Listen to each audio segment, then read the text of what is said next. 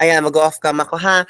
So ayan, ulitin ko sa mga bago nakapasok, annyeonghaseyo. Dapat mag-anyong-anyong din kayo ha. Annyeong everyone. So, Korean na tayo ngayon. At saka malapit na rin ang pagtatapos ni Star sa pagtuturo ng Leia. Okay, so 1 week to go at para makapag-focus na ako sa aking anyong-anyong.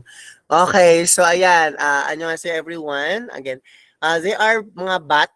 Okay, so this is my explanation regarding on the taking sa mag-take ng board exam, mga graduate ng Bachelor of Agricultural Technology. Okay, so hindi naman sinabi talaga ng PRC, like generally, sinabi na in general, na lahat ng BAT ay hindi talaga makakapag-take ng exam. Hindi po ibig sabihin na gano'n. Ang minimin niya, there are universities or colleges that are not following the memorandum or the CHED memorandum. So ang nangyari ngayon is that gumagawa lang sila ng sarili nilang prospectus. So ang prospectus nila is not in line. Hindi po in line sa CHED memorandum. At saka some of them, no, yung mga nag-graduate na lang ng BAT or Bachelor of Agricultural Technology, no, some of them ang pinakamas marami ang minor subject kung ikumpara sa mga major subjects. No? So yun, yung iba walang agri-extension, walang crop science, yung crop protection, and also one of the reason kung bakit some of the offices ng mga agriculture, no, hindi sila tinatanggap kasi nga their descriptions, no, sa TOR nila are not in line with the agriculture. Though the course is agriculture, but the study or the prospectus or description is not agriculture. So yun, isa din po yun sa mga sa mga problema. There are colleges kasi talaga and universities na matitigas ang ulo, especially ang mga private schools. Okay? Kasi syempre, gumagawa lang sila ng pera out of Mecus prospectus yun. Mecus prospectus. Nilalaro-laro lang yung mga estudyante. Syempre, yung mga estudyante, they are blind regarding on the prospectus. Meron kasi mga universities na nagpo-put up ng agriculture schools or courses na hindi naman talaga binasa yung CHED memo. Meron talagang ganyan. So, I admit pero nakita ko na kasi kung saan school yan. And meron din mga school na nag-offer ng TMC na hindi naman dapat nagka-TMC kasi ang TMC is for teaching lang. So, parang kumukuha ka lang din ng units for teaching. So, ganun. May mga school na ganyan, nakasama na siya sa prospectus. So, that is what we call foreign courses or excerpt courses pa yan siya, yung pipili ka ng anong gusto mong courses. Yun, kung pwede ba, food tech, ganun. Actually, yung kinuha ko naman is food tech. Pati international language, yung kinuha ko. So, ayun, nung nakaraan yun. So, parang jeep class ba? Jeepney class or jeep class. Maga sa amin ganun. Magkaiba yung jeep class ha, makeup class ha. So, ayun, yun ang masagot ko kasi nga some of you still asking. Tapos meron talaga nag-post pa talaga sa sa Facebook no isang licensed agriculturist na din siya. I don't know saan niya nilagay yung pagka-licensed agriculturist niya. Hindi ko alam saan niya nilagay. Nakapunta lang ng PRC, alam mo kung sino na. And then nag-ask lang regarding on the issues ng kanyang students daw or ng kanyang followers, no. Yun dapat magbasa-basa muna tayo bago tayo mag-post ng mga details kasi kung ano man magiging resulta ng ating mga pinagpo-post or ginagawa ay responsibilidad natin yun. That's our responsibility. Ayun. So ang mga gawa natin ay ating mga responsibilidad. Okay, so let's proceed. So go back to our discussion. So today, tonight, it's a night. Yeah. So we have crop protection again. So let's proceed to crop protection, which is part 3 of crop protection. So ang pag-uusapan po natin is plant disease diagnosis on how you're going to diagnose plants. No, hindi lahat ng mga plants na makita mo lang na kulay dilaw, lack of yan sir, nitrogen, lack of ganon, boron, blah blah blah blah blah. So hindi po yung ganon. So there is specific signs and symptoms, okay, on the in the plant that is affected by diseases or pathogens. So dapat ito yung alam natin as agriculturists, we are equipped with we should be equipped with this kasi some of our farmers will ask, no, kasi syempre pag agriculturist ka na, actually pag agriculturist ka na, pwede na sila sa magpa-consult. No, there is actually a rate on the consultation. Okay, so pag sa lawyer ang consultation per hour is 500, no, sa agriculturist ang consultation nasa nagre-range siya sa 200 to 300. Pero some of the agriculturists is hindi na nagpapabayad ng kanilang consultation fee. Okay, kasi parang binibigyan na nila as long as parang may kapalit siya. Hindi siya nagbabayad ng consultation fee pero you need to purchase yung product nila. Example, pag ni-recommend ito ng isang agriculturist, no, ng isang agriculturist, so ibig sabihin binibigay na yung parang consultation is for free as long as you purchase that product. Ganon. It's a parang bargaining na din. Ganon. Parang ganon din siya nangyayari sa parang sa sa optical ganon. So bago ka bibigyan ka ng free check-up kung bibili ka ng kung mag-a-avail ka ng ng reading glasses. Parang ganon. So yun ang agriculturist din. Ganon din ang way of para magkapera din ang mga agriculturists. No? Pero pag mahirap na talaga ang situation, like it talks about commercial or large scale, no? Yan, nagpapabayad na po tayo mga agriculturists. Syempre, kasi marami pagdadaanan laboratory, soil sampling, no? Example lang, if it is affected the whole area or the whole farm. Okay? So ayan, so let's now proceed to plant disease diagnosis. But before we proceed to those signs and symptoms, we need to know first kung ano nga ba ibig sabihin ng mga symptoms, no? Actually in crop protections, no, there are also in plants there are symptoms of plant diseases, and there are also signs of plant diseases. But we are going to tackle first or to discuss first tonight the symptom of plant diseases. Di ba sinabi ko nga yung symptom, ito na yung parang visible na siya, nakikita na talaga ng nakikita na talaga naman, ito talaga is alam mo na agad kung anong klaseng diseases siya kasi it's already a visible one, no? Pag ang sign, it is a first degree na ano ba yung sign, yung symptom kasi yun yung nafi-feel ng yun ang nafi-feel ng plants. Pag yung sign is yun yung nakikita natin, like nakikita na okay, what is the example, nilagnat ka, no? Nilagnat ka, ang lagnat or pananakit ng ulo is a sign, no? What would be the symptoms? So, pwedeng magkaroon ka, may virus ka, ganon. So, ano nga ba yung mga symptoms na pwedeng mangyari? So, there should, baka mayroong kang sakit, ganon. So, aside sa lagnat at ubo, ganon. So, that is what we call symptoms and sign, okay? So, pinag-usapan natin. Pag sign, let's say, first degree of the, diagnosis in the, diseases na affected ang isang plants. Pag symptoms, makikita natin it's like a visible one na nakikita natin ngayon. Okay, so in symptoms, there are two types that we are going to discuss. Primary symptoms and secondary symptoms. Parang sinabi lang natin like it's infection. Okay? Sige, isipin na lang natin, let's say it's infection. Like primary infection and secondary infection. Okay? Pag sinabi natin primary symptoms are the direct result of pathogen activity on invaded tissues. Ibig sabihin, it is referring on, let's say, isa lang. Example, sa isang plants, okay, sa buong plants na yan, no, may isang lift na iba iba yung niya, morphological characteristics niya or physical characteristics niya. Para nakikita niyo parang may mga ganyan spots, no, makita niyo. So, bakit may iba? Siya yung naiiba. So, lahat ng mga leaves niya is green, no, siya lang yung naiiba. So, that is what we call primary symptoms. Ibig sabihin, may isang leaf doon na infected ng isang symptoms. Yon, ng isang symptoms. So that is already what we call primary symptoms. Okay? It is direct result of pathogen activity, direct result. And then when you talk about secondary symptoms results from the physiological effects of disease on distant tissues and invaded organs. Ano ibig sabihin yan? Pag sabing secondary symptoms, physiological effects of diseases on distant tissues. Ano ibig sabihin ng distant tissues? Kung dito, isa pa lang ang naapektuhan sa isang plants, example dito, ito yung plants, ganyan.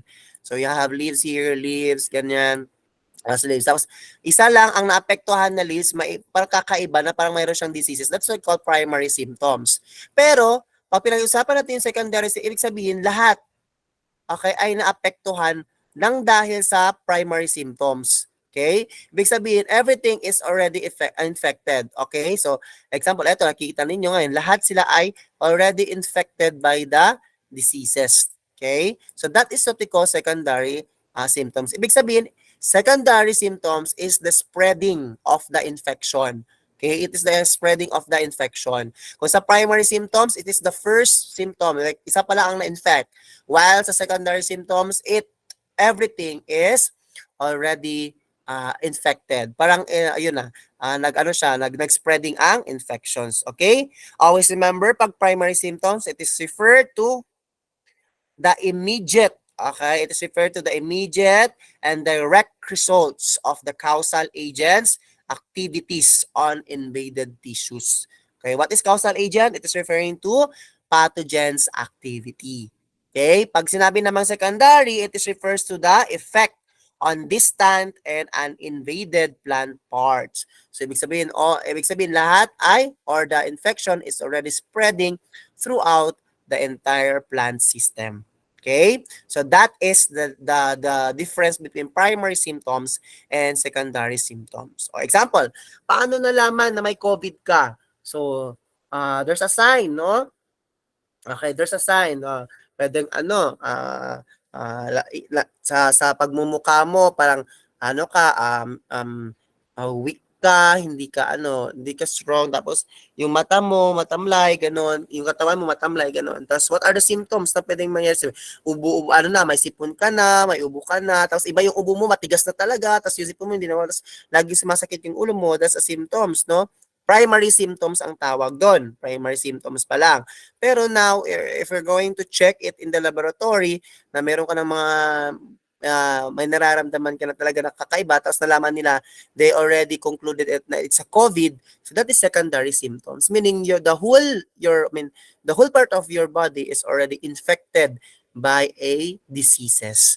Okay, so that is what we call primary and secondary symptoms. Okay? Next, we have the localized symptoms and the systematic symptoms.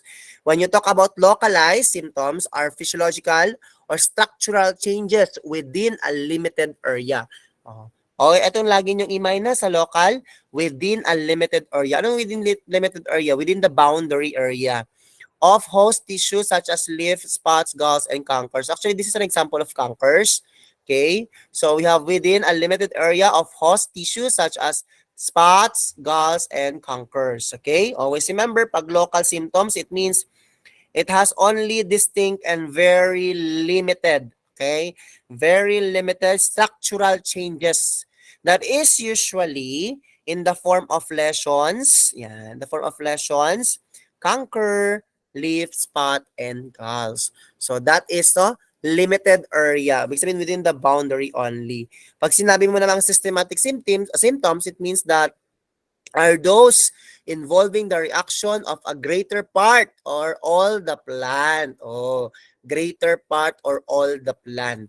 Okay? So, buong plants, okay, or malaking parte ang naapektuhan ng symptoms na yan. Okay? And always remember that systematic symptoms are more generalized pathological conditions such as mottling, mosaic, and wilting. So, meron din dwarfing or yellowing. As you can see here, sa localized symptoms, we have an example of this cankers. So, ibig sabihin, ito lang yung specific na affected kasi ito lang yung area na affected. So, that's what we call localized symptoms. Ibig sabihin, yan lang yung affected, hindi na kasama yung stem tsaka yung mga leaves. Ito lang, yung fruits lang yung uninfected. So, that is localized symptoms, no? May specific lang na parte ang na infected ng symptoms. While systematic symptoms, ang buong plants ay infected. So you can see here, this is one example of the leaves, and then sa kabila meron din infected, sa baba may infected, tapos dito may infected. Ibig sabihin, all of them are being infected by the diseases. So that is what we call systematic symptoms. Ano yung kailangan pag-i-mind?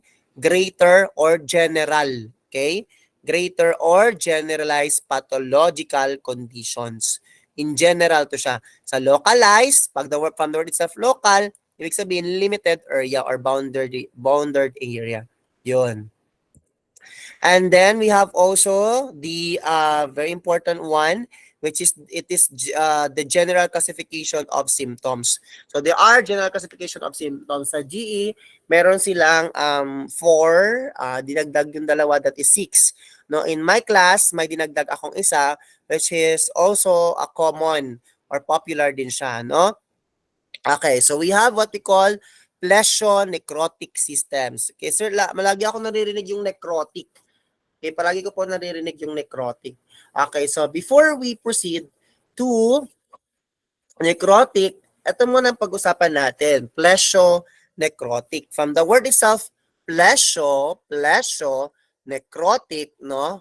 Symptoms, it means that it is used to describe nearly dead or malapit ng mamatay na tissues or plants, such as the surrounding zone between necrotic and the healthy tissue of a fungal leaf spot. As you can see here, nalalanta, right?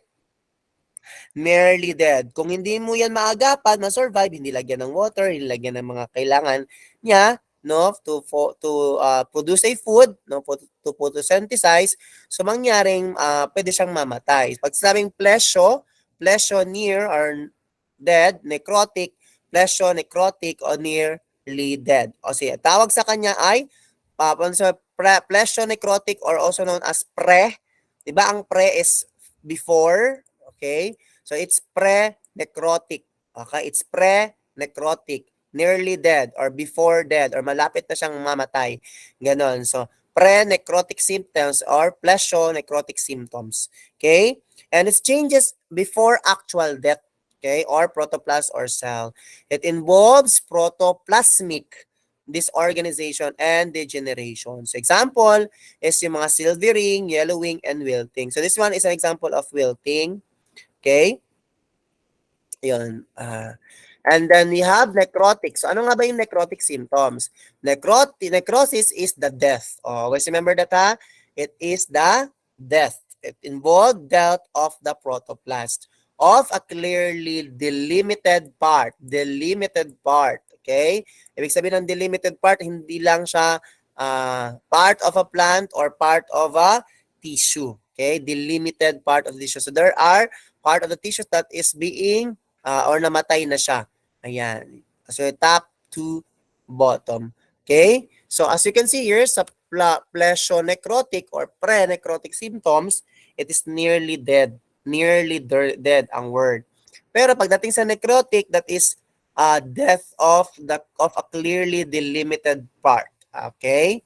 Clearly delimited part. And we have here also holonecrotic symptoms. Okay, it refers to plant cells or tissues that are completely dead. Ibig sabihin, ang buong plants talaga ay namatay.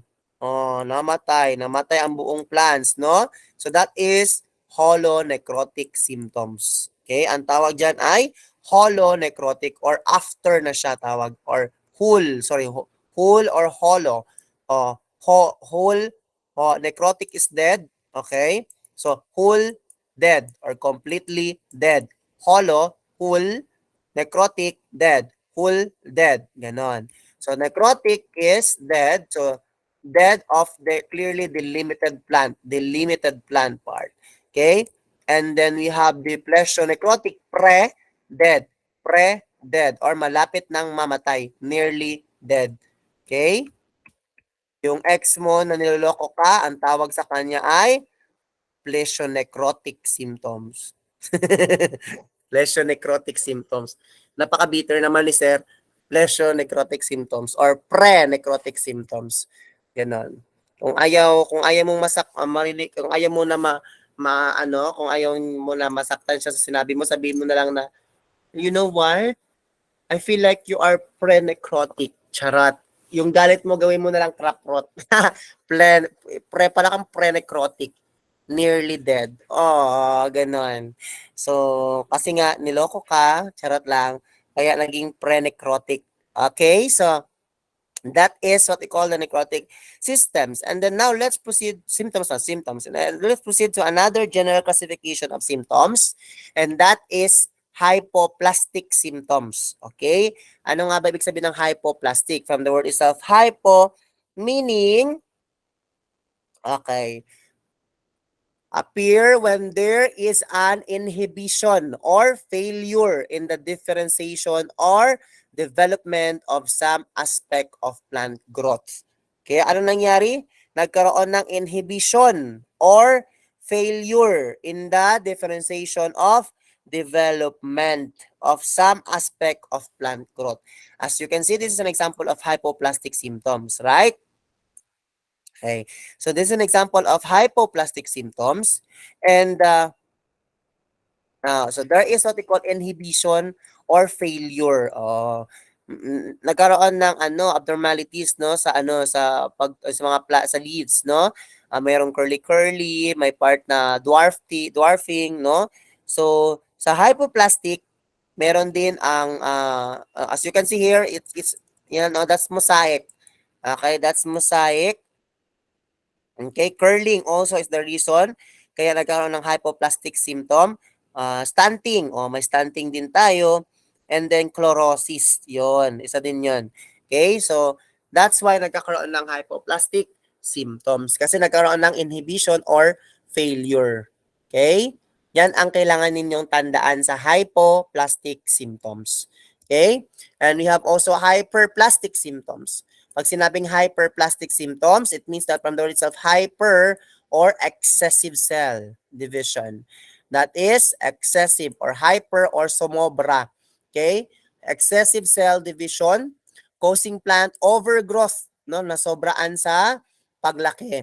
Okay, resulting in such growths as galls, tumors, yan, enations, yan, proliferation, fasciation, and witch's broom. Okay? Witch's broom. Later on, makikita niyo yung witch's broom.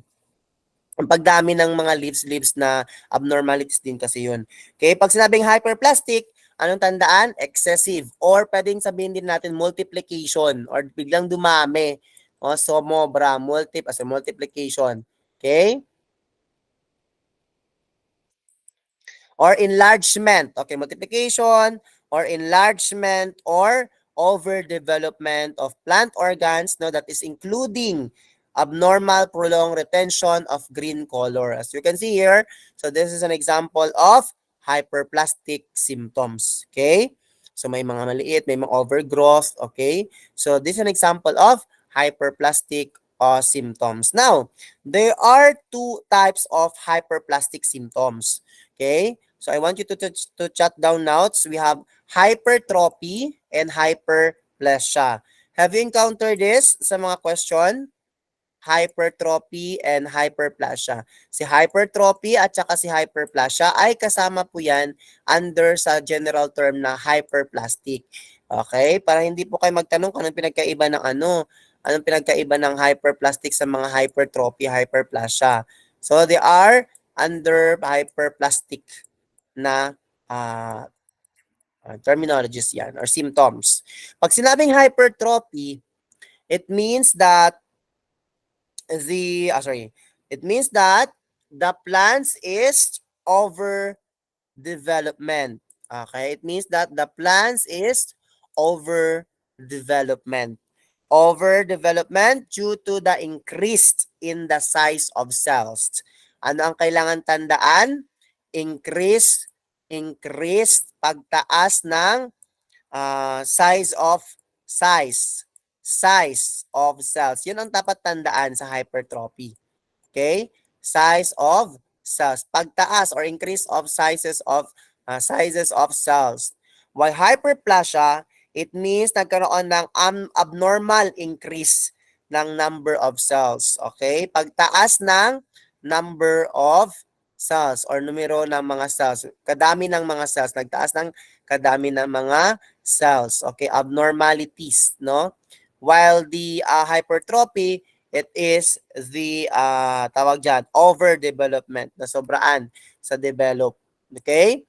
So yan ang laging tandaan ha. Pag sinabing hypertrophy, it is referring to the increase in the size of individual muscle fibers or individual or the cells.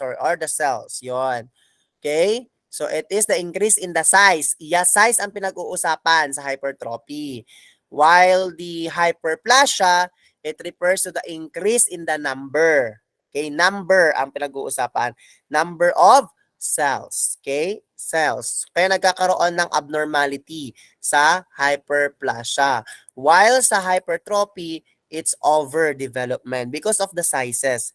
Kaya nagkakaroon ng overdevelopment. So dito is overdevelopment hypertrophy. Okay, pag dito naman sa hyperplasia, it is the abnormal. Yan. Abnormal increased. Okay? Yan. Huwag kalimutan ha. Yan ang mga pinagkaiba ng hypertrophy and hyperplasia which is included siya sa hyperplastic symptoms. Okay? So yan. Huwag natin yan kalimutan. Naintindihan ba ninyo?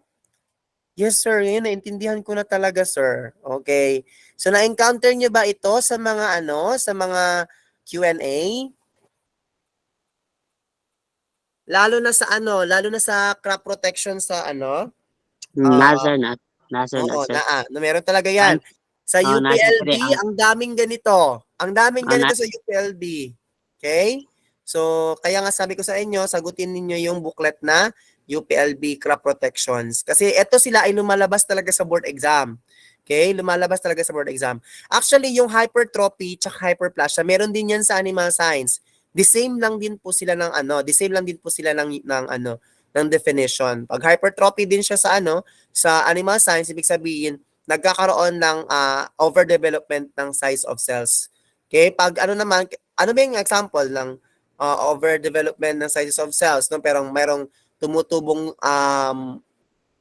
bagong tissues, yun. Example, din ba yung may mga kamay na anim yung fingers, may increase of the sizes of the cells doon or tissues. So that is hypertrophy. Pag hyperplasia naman, increase on the number of the cells. Magkaiba yun, kaya nagkaroon ng abnormalities. Okay, ganun din yan, katulad lang din sa animal science. Yan, so na-encounter nyo na. Ngayon, naintindihan nyo na ano ibig sabihin ng mga symptoms na yan. Necrotic, pre, at saka si holo. Okay? So now let's proceed. This one is the symptoms and diseases. So let's proceed first to the symptoms. Ay, where's my Okay. Hindi ko na makita. So this is an example of abscission. Okay? This is an example of abscission. So abscission is a cell separation process by which plants can shed organs such as fruits, leaves, or flowers. The process takes place in a specific locations termed abscission zones.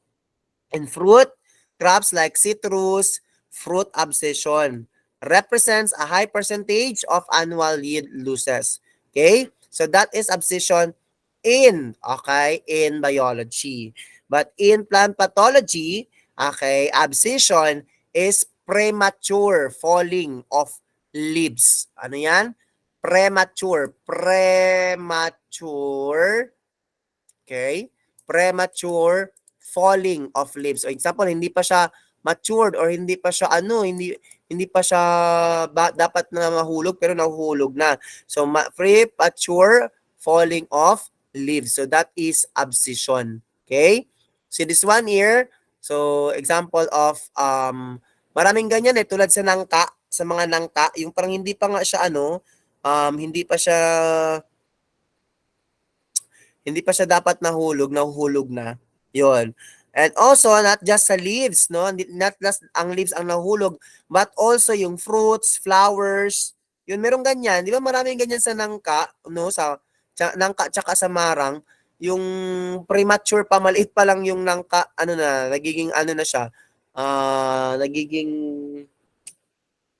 parang nagkakaroon na ng mummification, tapos nahuhulog na siya. Okay? So, nag-iitim. Di ba nag-iitim? Kahit maliit pa lang, nag-iitim na. Ang tawag sa itim na yun po ay mummification. So, pag nahulog na yun, premature falling, nagkaroon ng abscission. Meron nga kahit maliit pa, okay, maliit pa lang yung bunga, tapos green na green pa siya, nahuhulog siya. Ibig sabihin po niyan as abscission. Okay? There's a abscission. Meaning, due to the early laying down of the abscission layer, kaya nahuhulog po yung mga fruits, leaves, tsaka flowers. Okay? So, that is abscission. Usually, may mga ganito talaga sa mga trees. Okay? Sa mga trees. Fruit trees, gano'n.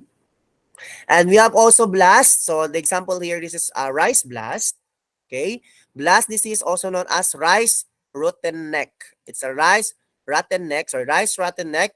It is caused by fungus Pyrrhocolaria oryzae. Kasi lumabas din sa board exam, tinanong kung ano ba, aling diseases ba ang blast. That is a rice diseases. Okay. And it's the most damaging of all the fungal diseases in Southern Africa. So the most, okay, damaging type of fungal diseases, which is the blast or rice blast or blast rice, okay? And also, the blast is termed applied to the sudden death. Ano yan siya? Applied to the sudden death. Sudden death. Biglang pagkamatay. Okay, sudden death. Okay, sudden death of young buds. Okay, sudden death of the young buds. Okay, young buds pa lang, young buds. Okay? Or, not just the buds, also the inflorescence. Yun, kaya hindi nakakapag-proceed sa ma-harvest yung mga bunga. And then, also, young fruits. Pwede din sa mga young fruits. Okay?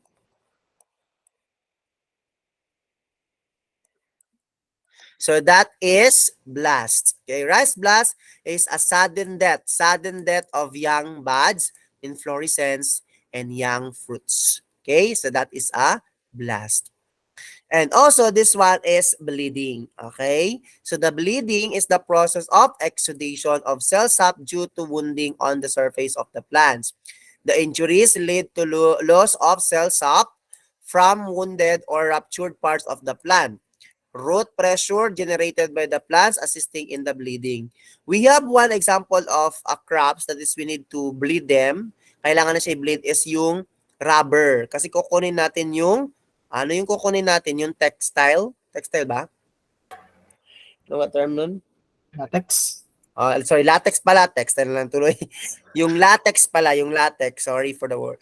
Latex. Okay, kinukuha natin yung latex. Okay? So yun, 'di ba, sugatan natin siya, tatanggalin natin siya yung so sugatin natin yung plant sap niya. So yung magka-wound, yung wound na yon, yung latex na yon is considered as the bleeding. Okay, bleeding na yun kasi nga nasusugatan na sila. Okay? So hindi lang tao nagbi-bleed. Also din ang pati ang mga sa aside dito meron din yan example sa santol. Yan, meron din sa santol yan. Yan. And then we have blight. So this is an example of blight. A blight is a sudden. Blight is sudden, severe, and extensive spotting. Yan. Discoloration. So you can see discoloration, may wilting, destruction of leaves, flowers, stems, fruits, or the entire plants. Kung sa dalawa, mas okay pa ang blast kung ikumpara sa blight. Okay? Yung blight kasi is talagang worst na siya. Severe. Ang blight, parang kaya-kaya pa. Okay? Pag sinabing blight, it is extensive. No? It is extensive. Makikita talaga. No? At saka pwedeng madamay lahat ng iyong crops. Okay? Extensive and usually sudden and death of host tissue such as leaf blight. Yon. Okay? So this is blight. Extensive siya. Okay? Severe type of diseases. Okay? And we have blotch. Okay? Si blotch naman is a leaf blotch appears as tiny purplish. Okay? Tiny purplish to reddish spots. Here, as you can see, purplish to reddish spots sa tip niya. Okay, that occur on leaf blades and leaf sheaths. Yeah, sa leaf blade po, mangyayari. Yan, sa leaf blade, tapos natamaan yung mga margins. Yan. Okay, pag madami na. Okay, so blotch is a large. Malakihan po ang kanyang naapektuhan and it is irregular spots sa leaves. As you can see here, may spot dito sa taas, may spots naman sa baba, may spot naman dito. So irregular po ang spotting niya, hindi siya sunod-sunod. Okay? And then, not just on the leaves, but also sa fruits with necrotic injury. Ano nga bang necrotic ulit? Okay? Death. Okay? Delimited death. Okay? Okay. So, injury of epidermal cells. As you can see here, this is an example of necrotic. Okay, necrotic symptoms, no, which is blotch. Okay, so that is what we call blotch. And next, we have callus. O, yung callus, yung parang kalyo. Kalyo. Di ba yung kalyo natin, that is an overgrowth tissues or overdevelopment tissues. Sa ano natin, kalyo. Okay. So, callus, in the early days of plant biology, referred to the massive growth of cells. Ano yung massive growth of cells? Yung sobra na growth ng isang cells and accumulations of callus associated with wounding, no? Yun, nagkasugat. So, after nagsugat, nagkaroon na ng growth ng mga cells or cell growth. Today, the same word is used more broadly and disorganized cell masses are collectively called callus. As you can see here, this is an organized, di ba dito nakita nyo, nagkakaroon ng disorganized sa collective cells. Okay? Callus is also an overgrowth tissue. Okay? Overgrowth of tissue from a form in response to the injury. Okay? Response to the injury in an effort of the plant to heal the wound. So pag nasugatan ang plants, no, nag-effort siya, it's either gummosis ang mangyari or callus. So si callus nagkakaroon ng overgrowth sa tissues. Okay? Yung kung saan nasugatan ang isang plants. Yun. So that is a callus. 'Di ba? Sa ano natin, sa kalyo natin, sa feet natin or sa foot natin, kaya nagpa-foot spa tayo. Kasi makapal na daw yung kalyo. Yun. So, kasi nga, 'di ba, pag naglalakad tayo, pag feeling natin like mapi ang paa natin or masakit pa talaga yung paa natin, ibig sabihin nasusugatan na yung skin natin sa paglalakad natin. So, that's the reason kaya kumakapal yung kalyo natin. Okay? Because our skin is producing a tissue, an overgrowth tissue para protektahan tayo from the wound. Okay? So that is callus. Okay? Protected si callus. And we have canker. So canker is also a symptoms. Okay?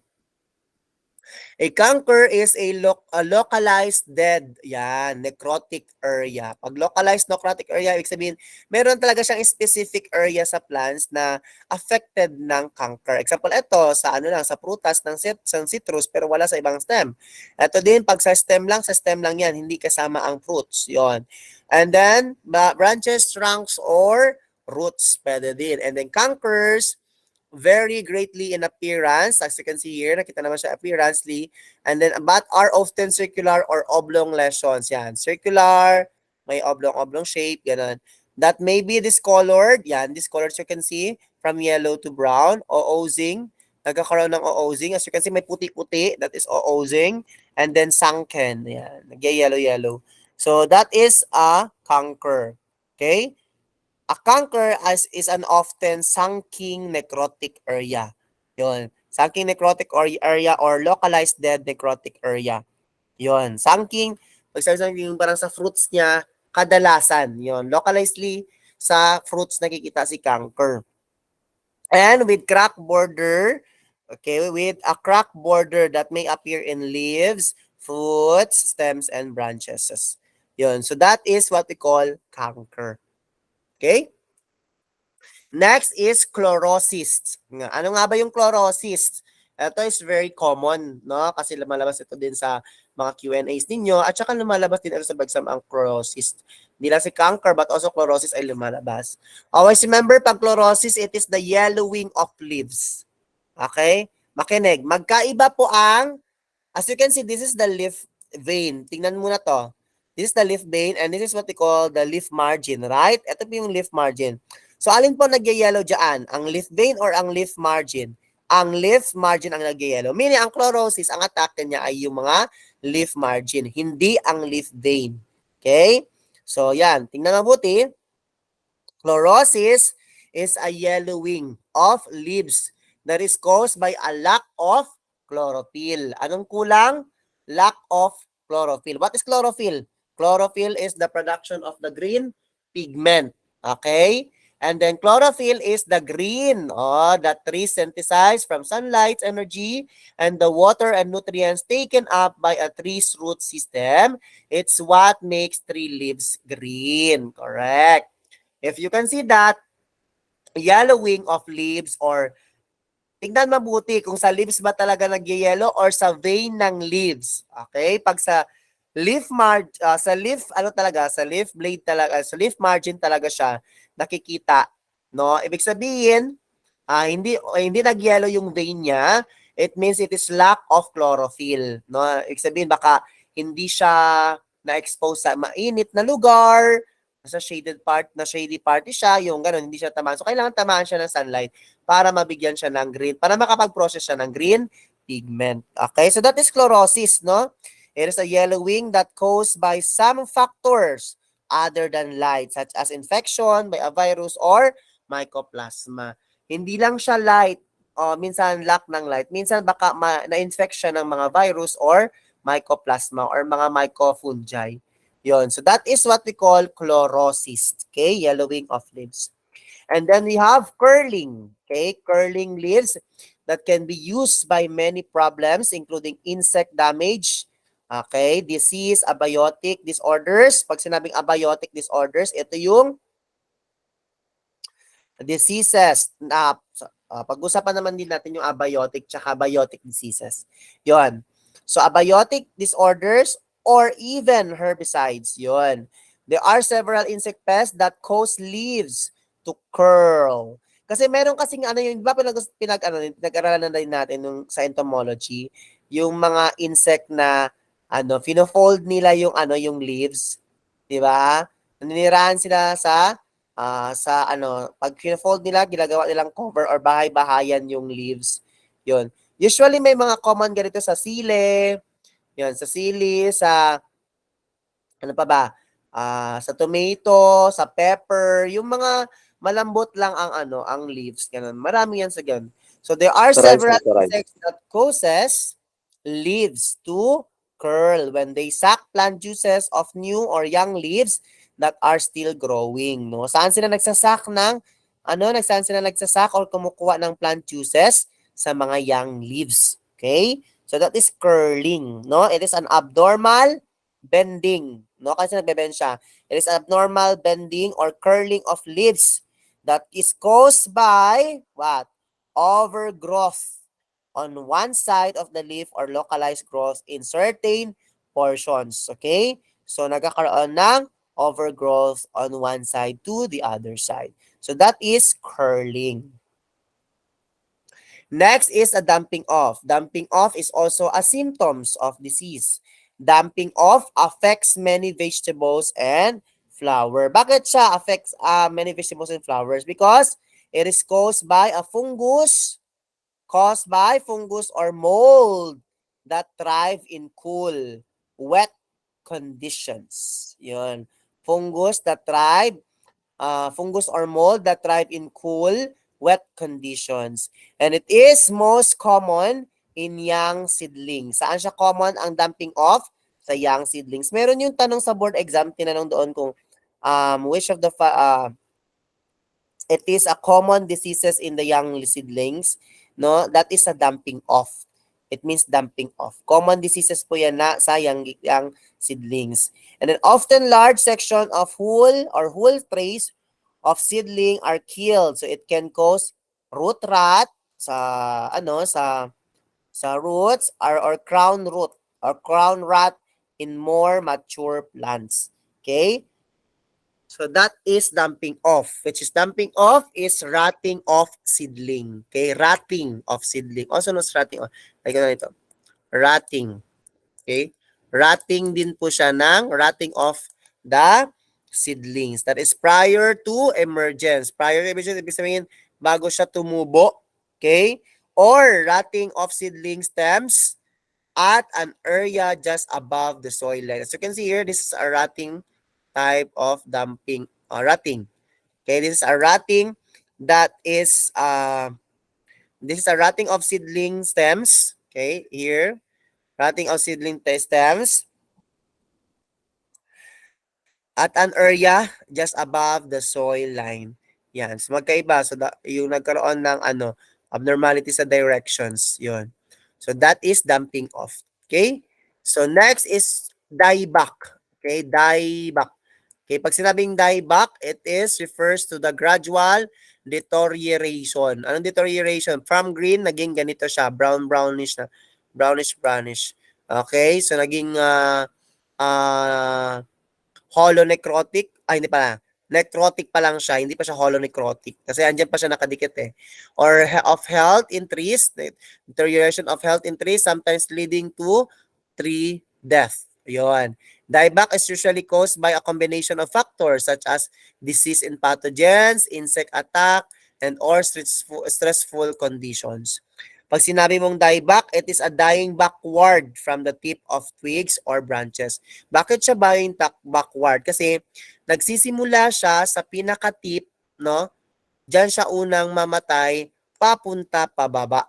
Okay? Kung ang plants is galing pataas, si dieback naman, unahin niya yung sa taas, atake siya pababa. Okay? Papatay niya hanggang pababa, hanggang mamatay yung buong trees. That's why it calls dieback kasi umulit lang siya ulit sa baba. Okay? From tip to down or to bottom. Okay? Next, we have etiolation. Okay, etiolation. Etiolation is a process in flowering plants grown in partial or complete absence of light. Walang light. Okay, ito nangyari na to sa akin dati.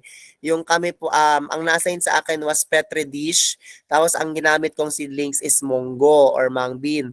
Tapos nilagay ko siya sa isang selecta na lalagyanan. Doon ko siya nilagay. Hala, tumubo talaga yung selecta na sa pagkita ko, may etiolation yung aking munggo. So, sabi ko pa, ma'am, bigyan mo ako ng ilang araw, i-expose ko lang siya sa light. No, 2 days lang siya na-expose sa light, bumalik naman yung greenish color niya. Yun. So, itong nangyayari pag nagkaroon ng etiolation, nagiging yellow. Okay, nagiging yellow. Lahat naman kasi talaga ng plants, no, dadaan talaga sa green or greenery. Kasi for the chlorophyll, para sa chlorophyll or photosynthetic creation. Yon. So that is etiolation. Yellowing or normally green tissues caused by inadequate of light. Anong inadequate? Kulang sa light or absence of light. Okay? So, weak stems, yan, weak din po yung stems niya, totoo po yan. Smaller leaves due to longer internodes. So, kasi maliliit ang mga internodes, kaya maliliit din ang mga leaves. Okay? And a pale yellow color, yan, pale yellow color. Ito na, pale or pamumutla. Yan. And this one is what we call, let's say, witch's broom. Yan. A witch's broom. This is what we call fasciculation or fasciation. Okay? A fasciation is flattening or cohering of organs such as stems, flowers, and roots. The cause is unknown. So wala pang unknown ang cause niya. But in some cases, the condition may be propagated. We have fasciculation or the brooming. Ito yung brooming. Ano yung brooming dyan? Ito yung actually yung normal plants.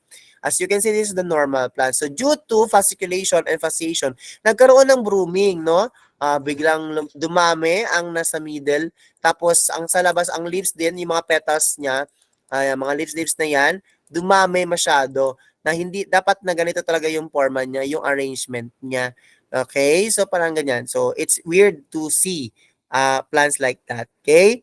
And we have the clustering of organs such as branches about some common point on the plant and then generally arises from development of adventitious buds. Yan.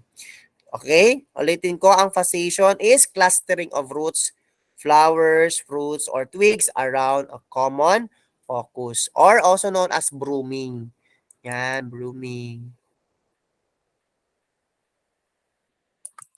Abnormality ng mga leaves or mga petals na tumubo. And then we have flex. Okay, so this is a flex. Okay, a flex is, sandali. Mali na naman. Okay. Dali, change ko lang. Flex. Flex. Change ko.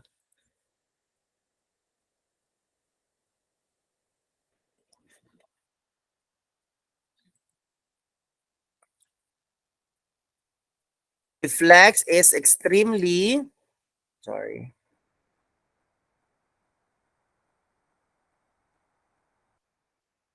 It is extremely tiny spots. Okay? Tiny spots. As you can see here, mga tiny spots on the leaves. On leaves, fruits,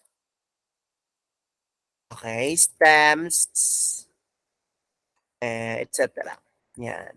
As you can see, sa picture natin, ayan, sa image dyan, no?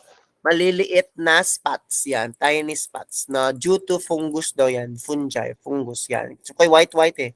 Yan. At hindi lang is ibig sabihin na white-white fungus agad. Some of them are bacterial, bacteria. Ayan. So, maliliit, no, extremely tiny spots. Extremely tiny spots. Madaming maliliit na spots. Okay? And we have gaming or gami man yan. We have gaming or gomiosis. So, ito, popular to siya sa mga like sa kasaba, merong ganito. Gomiosis sa kasaba. Okay? Sa, ano pa ba, santol, sampalok, merong gomiosis din sila. Ayan. So, gomiosis is the oozing of sap from wounds. Yun, nasugatan. Or cankers on fruit trees. Gomiosis can result from environmental stress. Okay, environmental stress.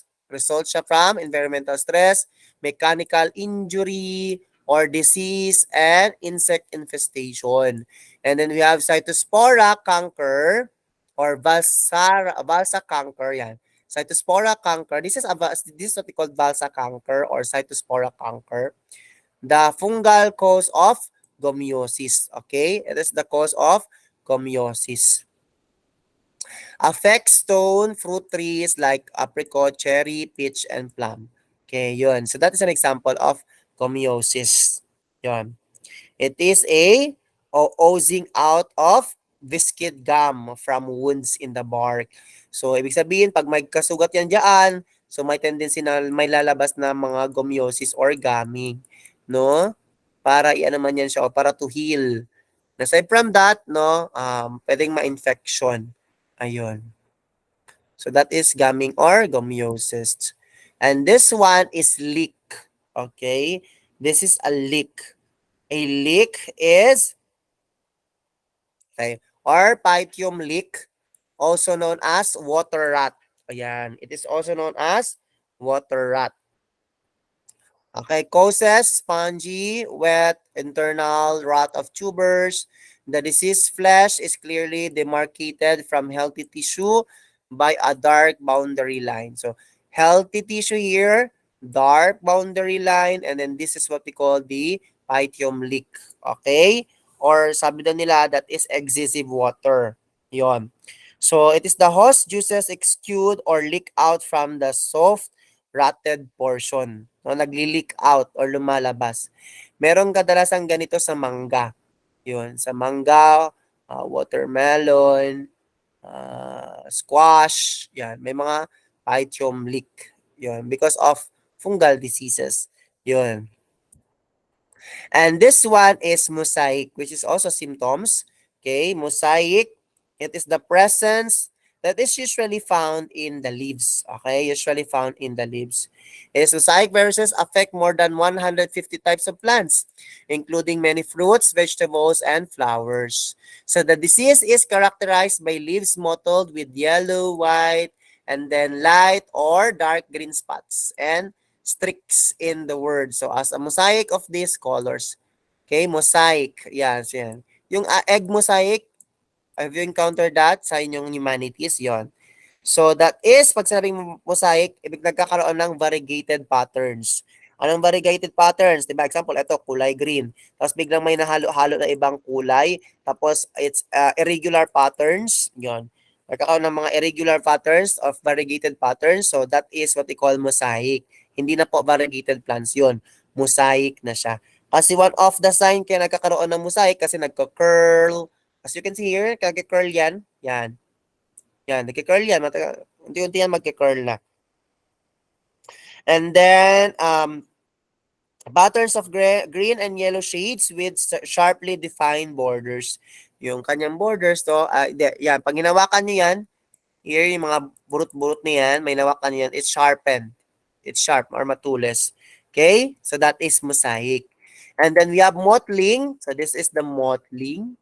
A mottling is a mottle. A mottle is a pattern of irregular marks. Or may mga irregular marks. Here's the irregular marks. Spots, streaks, blotches, or patches. Ayan. Or of different shades of or colors. Different shades or colors. It is commonly used to describe the surface of plants. Yan. Or the skin of animals. Yes, mottling. Pwede din yan. In plants, mottling usually consists of yellowish spots on the plants. Here.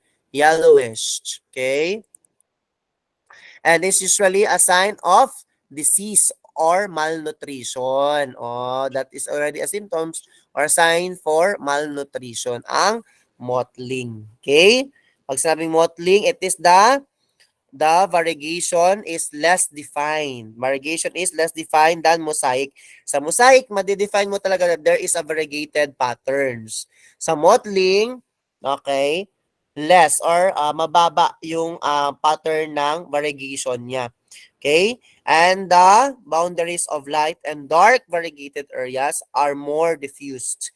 Okay? As you can see here, di ba? It has a yellowish spots on the plants. So, yun po ang pinagkaiba ng mottling at saka ni mosaic. Si mosaic is showy or na makikita nyo talaga visible yung kanyang variegated patterns. Sa kay mottling naman, less visible. Yan. Less visible ang variegation kung ikumpara sa mosaic. Okay? And this one is mummification. Yan, that is a mummification. Yung darkening, wrinkling, yan, darkening, wrinkling, hardening of rotted fruit. Yan. Results from a rapid loss of moisture from the fruit. Okay, rapid loss of moisture. Loss of water from the fruit. Yan. So that is mummification. Bakit? Because it is infected fruit. No, the infected fruit is converted into a hard one. Infected siya by the rat. No, it is a rotted fruit. Infected siya and then matigas na yan siya. Okay? It will be converted to a hard and dry shriveled mummy. Ayan. So, di ba ang mga mummy from rotted to titigas sila. Matagal, skeleton na maiwan, matigas na sila. Ganon din po yun. Okay? Kasi nga, naglo-loss ang moisture. Tapos yan siya ay pwedeng mamatay. Mamatay na yan. Okay, mamatay na yan. Hindi na yan pwedeng gawing seedlings. Okay? That is, pag darkening ang word, may wrinkling tsaka hardening of rotted fruit. Hardening, ito matigas na to. Because there's a loss of moisture. Okay? So that is mummification. Okay? Next is we have pylody. Okay? Pylody is the abnormal development of floral parts into leafy structures. So this is an example of, if I'm not mistaken, a strawberry flower. Okay, this is an example of a strawberry flower. Yeah, there's more seedlings there. It is generally caused by phytoplasma or virus infections.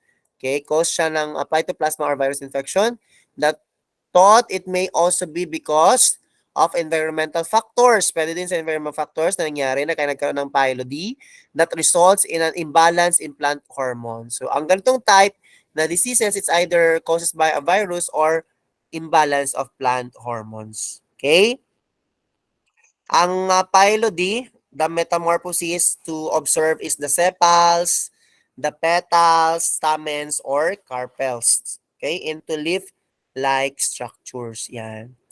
So, yun. Ito, it's a normal na siya. Pero pagdating dito, hindi na siya normal because it is already parang dwarfing na siya nahulog. Kaya nagkakaroon siya ng imbalanced plant hormone. Yan. It is usually also nasa strawberry din yan. Yun. And this one is pitting. Okay? A pitting or stem pitting is caused when CTV, okay, when CTV alters, ano nga ba yung CTV? Nakalimutan ko na. CTV alters physiology of vascular tissue. Ano yung atake niya? Vascular tissue. You can see here, this is example of citrus stem. And then we have xylem and phloem by which water and nutrients are conducted throughout the plant. Yun. The water and nutrients are conducted throughout the plant. So, ano atake ni pitting? Yung vascular tissues. Okay? Si pitting, it is defined as depression or pits are found on the surface of fruits, tubers, and other fleshy organs resulting in puck appearance.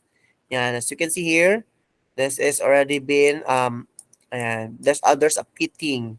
Ang atake niya is yung mga vascular tissues or bundles. And we have this rosetting. Yan. Rosetting is a shortening of internodes of shoot. Yan. Yan. Internodes of shoots. Yan. Shortening. Okay? Yan. Shortening of internodes of shoots and stems that forming a crowding of the foliage in a rosette. So that is rosetting. Okay? It is a circular arrangement of leaves. Okay? Or other organs. Although a rosette conjures up the petals of a rose. It's like a rose petal here. Okay? Leaves clustered. Okay, leaves clustered tightly in a circular or spiral arrangement. Come in many shapes. Yeah, many shapes as you can see, and many shapes and sizes. No? They may be terminal rosettes at the end of the stems or basal rosettes near the soil. Pag near the soil, that is basal rosettes ang tawag. Pag end of the stem, this one is an end of the stem. Ang tawag dito is terminal rosettes. Yan. Bakit siya terminal? Kasi sa dulo na siya ng stem. Okay? So that is rosetting. Shortening of internodes. Anong kailangan ninyong i-mind dito? Shortening of internodes. Okay? Shortening of internodes. Na parang katulad din siya ng roast. Yan. Shortening internodes. Okay? And this one is the rotting. Okay? Or rooting. Rotting. Yan. Rotting is any of several plant diseases caused by any of hundreds of species of soil-borne bacteria, fungi, and fungus-like organisms or oomycota. Rat diseases are characterized by plant decomposition. Plant decomposition, ibig sabihin matigas na siya, hard na siya, dry na siya, kasi halos lahat kasi ng ano niya. Meron yan pag nagtatanim tayo sa pot, pag, ano yan, pag, makikita natin yung ano na, yung kanyang roots sa taas na, ibig sabihin, puno na yung pot niya ng roots. Meron ganyan yung tulad ng palmeras, yan, kadalasan ganyan. And putrefaction. And the decay may be hard. Yan, the decay may be, yung decay, yung ganito, mga decompositions may be hard, dry, spongy, watery, smushy, or slimy, and may affect any plant part. Okay?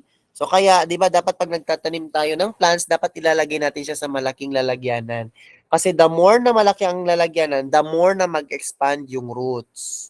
So, tataba siya ng tataba at magiging healthy si plants. Yun po ang ibig sabihin nun. Okay? It is also, the rotting is the disintegration and decomposition of host tissue. Okay? It is a dry rot is a firm. Dry, decay, and then whereas soft rot is a soft. Okay? Magkaiba. Ang dry rot, dry po talaga. Okay? Dry po ang kanyang, dry is a firm. Okay? Dry rot, firm. Soft rot, pag firm matigas firm matigas. Pag soft rot, soft. Okay?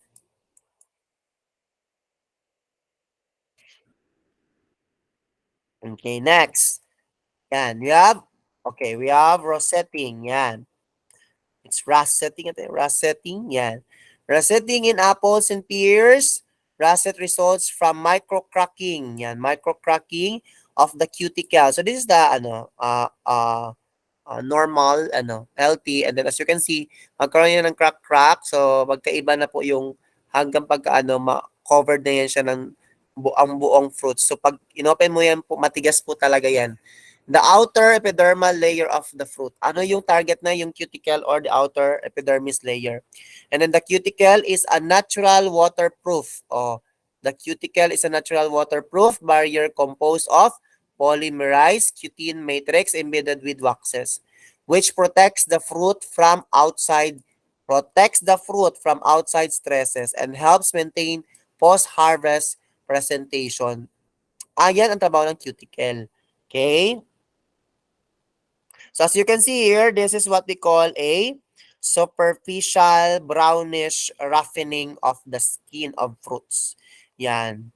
Dumadami ng dumadami. Sa superficial kasi lahat ay nagiging brown na. Matigas po yan, matigas. Yun, walang waxes. Dry na din siya. Tingnan. Yun.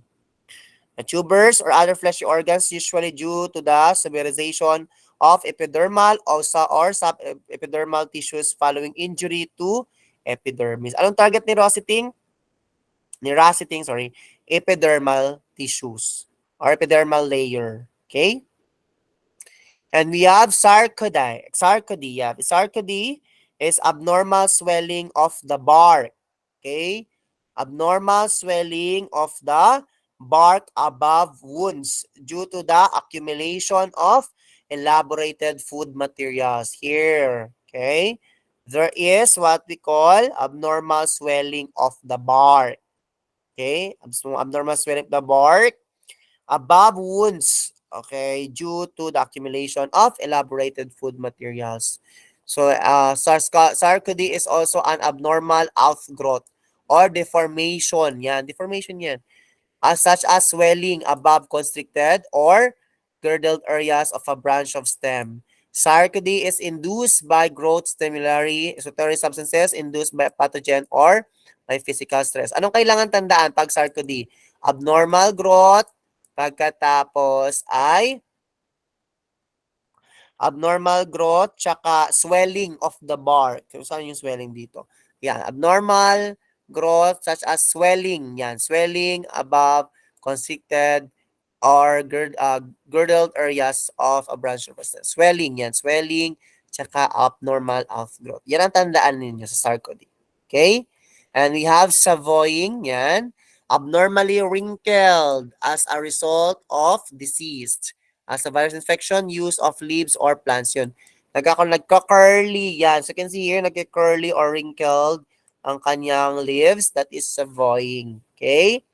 It is the capping or packeting of parts of the leaf. As you can see here, di ba parang bilog-bilog siya na parang parang packet-packet type yan. May butas-butas siya. Pero hindi siya butas ha. Parang whole lang. Ganon. And also curling or puckering yan. Curling, that is curling or puckering due to under development of veins of leaf margins. Yan. Okay, underdeveloped nasa baba. Yan, as you can see. Nasa likod. And then we have scab. Okay, this is popular or common disease. It is slightly raised. Okay, rough din yan siya. And then ulcer-like lesions due to the overgrowth of epidermal cortical tissues accompanied with rupturing and submerization of cell walls. As you can see, scab first appears as pale. Diba? Pale pa siya nung una. Or yellow spots on the leaves, no? Pale or yellow spots on the leaves. Okay, so that is scab. Okay? And then, as disease progresses, dark and then olive colored, dark na siya here, paling color here. And then sa peach po, ito is an example of peach. I form on leaves and then fruit and sometimes stems on the other surface of leaves. Spots may have velvety fungal growth.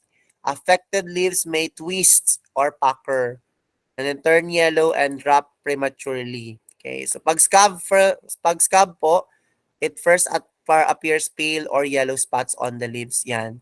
Yan ang tandaan ninyo. Pamumutla or didilaw spots ng leaves. Tapos, nagda-darken po ang kanyang fruits. Okay, that's a scab. So, ano natatamaan dito? Ang natatamaan sa scab is yung epidermal and cortical tissue. Kasi epidermal yung skin ang tatamahan. And then we have this shot hole. Yan. Napansin ko yung, ano ba yan, no?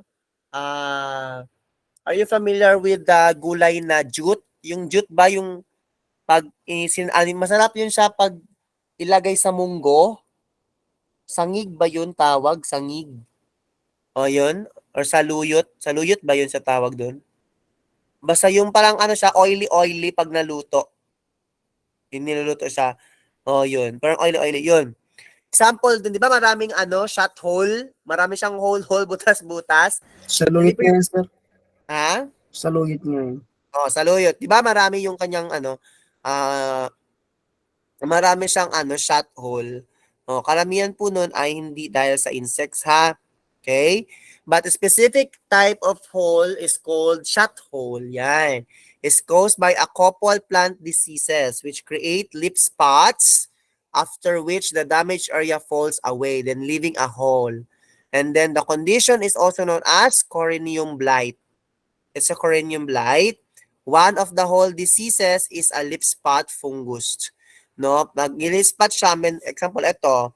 As you can see here, this is a blight or leaf spots here. Okay, a coronium blight. Pag matagal yan, magiging butas na din yan. Kasi mahuhulog naman din yan. Okay? So that is a shot hole. Ang tawag doon. So this type of necrosis is a local type of local symptoms, localized symptoms. Kasi kadalasang target nito talaga is leaves. Yung target niya. Yun. This one is what we call spot. Okay, this is the spot. Okay, a leaf spot is a limited, discolored, yan, limited, discolored, disease area of a leaf. Yun. Discolored, disease area of a leaf that is caused by fungal. Okay, caused by fungal, bacterial, or viral plant diseases, or by injuries from nematodes, insects, environmental factors, toxicity, or herbicides. These discolored spots or lesions often have center of necrosis or cell death. Yan. Necrosis or death. Yon. So that is a spot. A spot is a localized necrotic area. Ano ang localized necrotic area? Ibig sabihin, limited death area. Okay, limited death area. Kasi within the limitation of the area lang siya. Pag sa leaves lang talaga siya. Ganon. Also referred to as lesions. Also tawag din natin dito ay lesions. Okay, maybe circular. Pwedeng circular, yung mga lesions yan. Lesions spots na yan. Pwedeng circular, no? Pwedeng angular or irregular shape siya. And then similar spots may run together or coliseae forming large necrotic areas. Saan yan? Necrotic or spots is a leaf spot that is limited discolored siya. Pag limited, it's localized. Okay, localized siya. Type of symptoms, localized. Okay, localized necrosis. Kasi nga, death na yan siya. Okay, death. Cell death. Next is what we call streak or stripe. Okay? Karamihan nito ay sa corn. Okay? Sa corn or sa mga monocot. Maraming ganito. Streak or stripe. It is long, mahaba, narrow, yan. Masikip, narrow, yan. Necrotic lesions on leaves or stems. Leaves, ito, tatamaan na. And then, leaves and then stems. So, bacterial leaf streak is caused by bacterium Xanthomonas vesicola. So, it is caused by, or the causal agent is bacterium Xanthomonas vesicola, and has been observed on field corn, seed corn, popcorn, sweet corn. And symptoms begin as narrow leaf lesions. This one, narrow leaf lesions. Yan. With wavy edges, okay, that occur between the veins of corn leaves. Ibig sabihin sa bawat veins na yan, okay, kasi parallel siya type. So, nagkakaroon din siya ng, or natatamaan din siya ng bacterial leaf streak. And can range between 1 to several inches long. Pwedeng 1 inches or pwedeng mahaba talaga siya. Or pwedeng lahat ng leaves ay madamay. Yun. Kaya nga, karamihan sa mga farmers, nakikita ko talaga, pag chinecheck nila yung corn nila, chinecheck talaga nila na hindi siya magkaroon ng bacterial leaf streak. Kasi nakita ko yung lola ko dati, yung nag-check kami sa corn namin, kasi nga tinatanggalan namin sila ng leaves pag malapit. Kasi usually kasi lumalabas si streak or stripe, leaf bacteria, pag na siya, pag bagong bagong bunga, yan, ganyan. Pag matagal mga ilang linggo or mga ilang araw, lumalabas na yan siya. Nakita yan ng lola ko, kinakat niya yun. Kinakat, sabi niya pa, baka daw mag-spread. Yun ang sabi niya, spread. Baka daw kasi mag-spread. So, hindi ko pa alam nun yung localized na term, yung mga gano'n, hindi ko pa alam nun. So, kaya tinatanggal niya kasi daw baka mag-spread. So, para at least daw, um, ah, pinutol na lang din yung leaves para yung mga nutrients directly siya dun sa fruits. Yun. Okay? Isa din po yun siya. And next is we have, ay tayo, itong tinatawag natin na vein clearing. So magkaiba po talaga yung yellowing ha, yung kanina, yung chlorosis. Magkaiba din ang vein clearing. So sa vein clearing, no, ang nagyayellow sa kanya, nagkakaroon ng discoloration, is yung daan, yung vein talaga, yung ugat-ugat niya, yan, ugat-ugat, yan. Diyan talaga nagkakaroon ng yellowing or discoloration. Nagkakaroon ng pale color. Okay? It's usually they turn yellow first and then naging pale sila color. Ayan. So, hindi siya sa leaf margin kasi kung sa leaf margin siya sana green. Hindi green yung mga leaf margin. Ayan, o yan. Hindi sana green yan. So, kaso lang ang greening niya dito lang sa vein lang. Okay? So, example nito is yung okra, yan, talong, meron yan sa squash. Okay, with squash. Basta nakita ko na talaga yan sa okra, talong, yan. Nagkakaroon ng kadalasan na vein clearing. Yun. And next, we have, okay, veriscence or greening. So, this is a veriscence or greening. Veriscence is the abnormal development of green pigmentation. Abnormal development of green pigmentation in plant parts that are normally green. No, dapat normally green siya. And then like shoots or flowers, in which case it is known as floral veriscence. So this is a floral veriscence. Okay? When you talk about veriscence, dapat ito ay greening. Kaso, nagkaroon ng abnormality sa development ng green pigmentation. Kaya hindi na normal ang greening niya. Okay?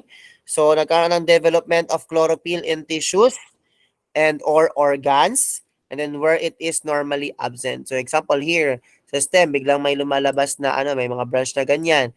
Tapos may lumalabas na bagong leaves na like it's phenomenal, type of tawag diyan normally hindi naman siya dapat diyan tutubo like ito. Hindi dapat siya diyan tutubo. Tumubo lang siya. So, that is what we call, ito here, sa sunflower din, dapat seedlings yan dyan, tapos may biglang tumubo ng mga leaves. So, that is an overgrowth of chlorophyll. Yun. Or overdevelopment of chlorophyll tissues. So, that is veriscence or greening. Next is what we call wilting. So, ito po ay wilting or pagkalanta. Wilt disease disrupt this flow of water in the xylem. Bakit disrupted? Kasi parang binabara niya yung daanan ng xylem or daanan ng water and mineral salt, thus causing leaves to wilt. Yan nangyari, nagkakaroon ng wilting. Okay? Bakit yan? Sino ang may kasalanan? Yung pathogen or yung diseases. So, these diseases result from pathogen activity. So, pathogen activity in vessels or tracheids.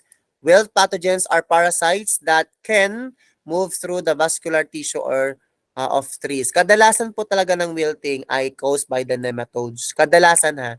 Kadalasan. So, the pathogen includes fungi, nematodes, bacteria, or other microorganisms. Pero kadalasan or common na mga wilting diseases po or wilting plant diseases ay caused by nematodes.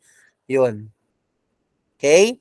So pag sinabing wilting, it is maybe due to an infectious agent ng mga pathogens like fungi, nematodes, bacteria, or other microorganisms, or pwedeng lack of water. Kasi kaya siya nagkaroon ng lack of water, okay? Because ang daanan ng minerals and water sa xylem is being disrupted or being distracted by the pathogens.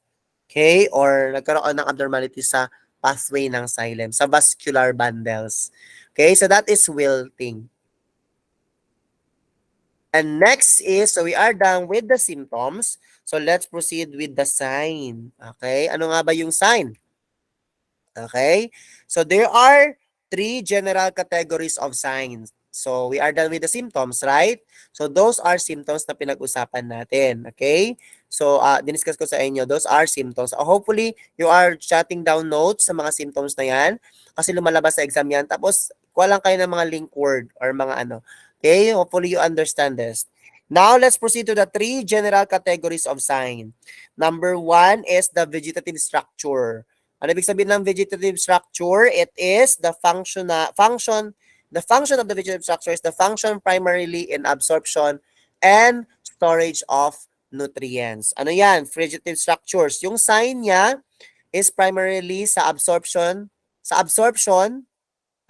ng food and water or sa storage of nutrients. Ang target ng sign na yan. Okay?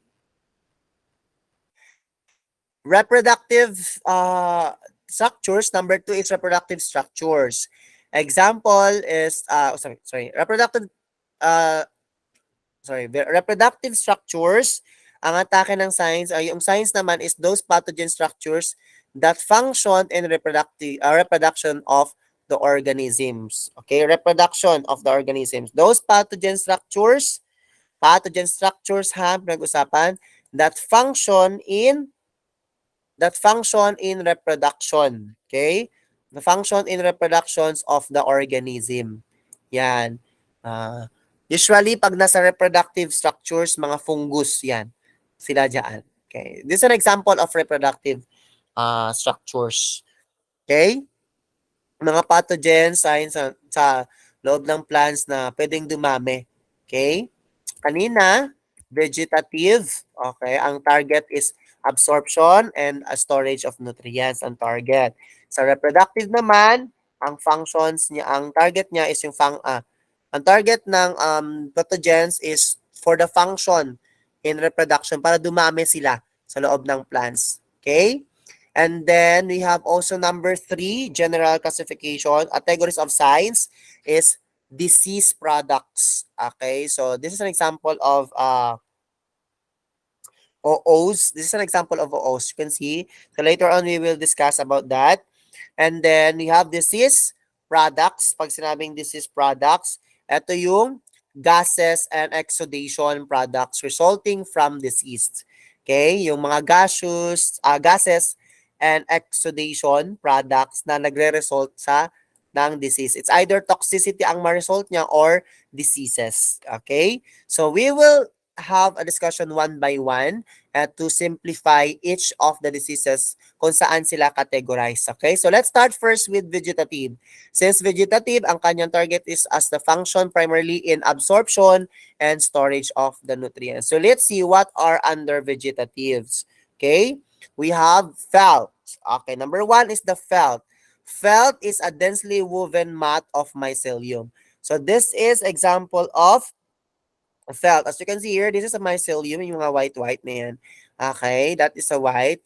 Densely woven mat. So this is a densely woven mat na blacken na siya. So usually, ang target niyan is yung mga panicles and then yung mga stems, yung mga younger stems. Okay, so that is of mycelium, meaning that is a fungus. Okay, that is a fungus.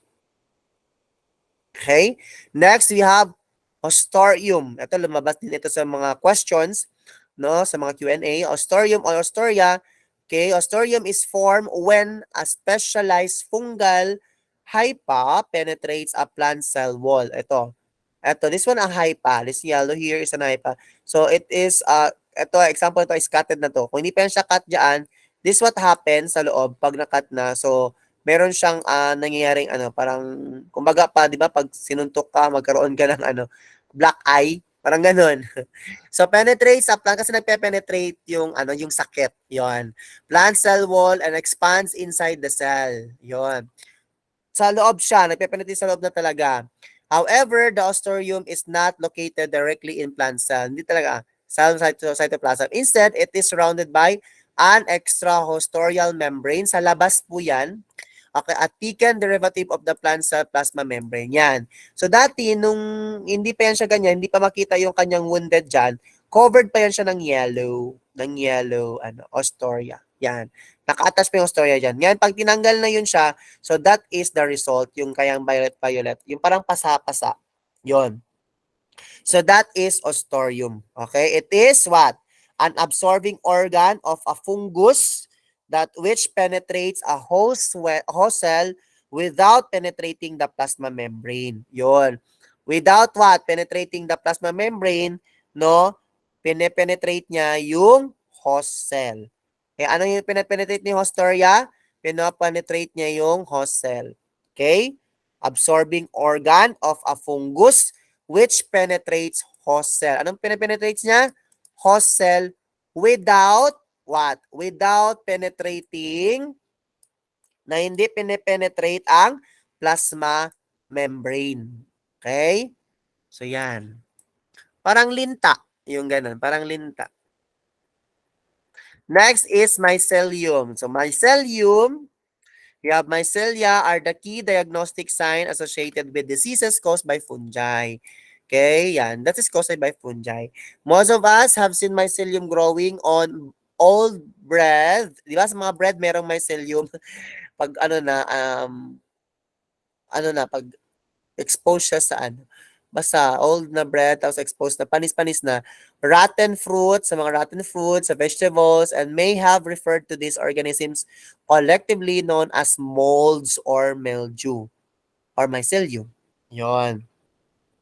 Always remember that a mycelium is a mass of fungal threads or hyphae. Mass or madami. Okay, mass of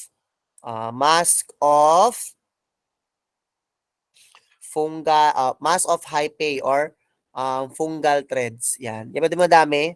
Madami. Yan. That is mycelium. Next, we have plasmodium. Okay. Plasmodium is forms resting spores. Yan. Which are released into the soil as the host tissue decays. Resting spores can survive in soil indefinitely. So they only grow and multiply in a limited number of hosts. Cool, wet, and acidic soils provide the most favorable environment for pathogen. So a plasmodium can only live if the soil is acidic. Kasi yung mga fungi, mahilig talaga sa acidic, right? As you can see, yung kanina sa mycelium, that is a masses of sa mycelium, as you can see, that is what we call the mass fungal threads or hyphae. Diba? Sa mycelium, mass of hyphae. Dito sa plasmodium, it is a naked mass of protoplasm. Okay? Naked mass. Hindi nakikitang dami. Naked mass of protoplasm. Yan. But still, this is a fungi that is acid-loving. Yan. Next, we have rhizomorph. Okay? Rhizomorphs can grow from infected roots through the soil to roots of a nearby plant. Yun. Rhizomorphs can grow from infected roots. Infected roots can grow in infected roots through the soil or to roots. O, soil to roots of a nearby plant. Yung parang ano siya, parang allelopathy na din, ganun. Airborne spores produced by the toadstools. Toadstools po, yung mga mushrooms ba, na umbrella type na mushrooms. Yan, ganyan mushrooms. Yan po ay toadstools ang tawag sa kanila. Can be another method of spread, although these spores can only infect dead or injured wood. Okay? Spores, ibig sabihin si rhizomorph, ang nag-grow lang siya, infected na roots niya, dumadami lang siya sa infected or injured wood. Okay? So, yan. As you can see here, it is a cord-like. Di ba parang cord siya? It is a cord-like strand of fungal hyphae. Okay? It's still a fungus. Okay? It is a cord-like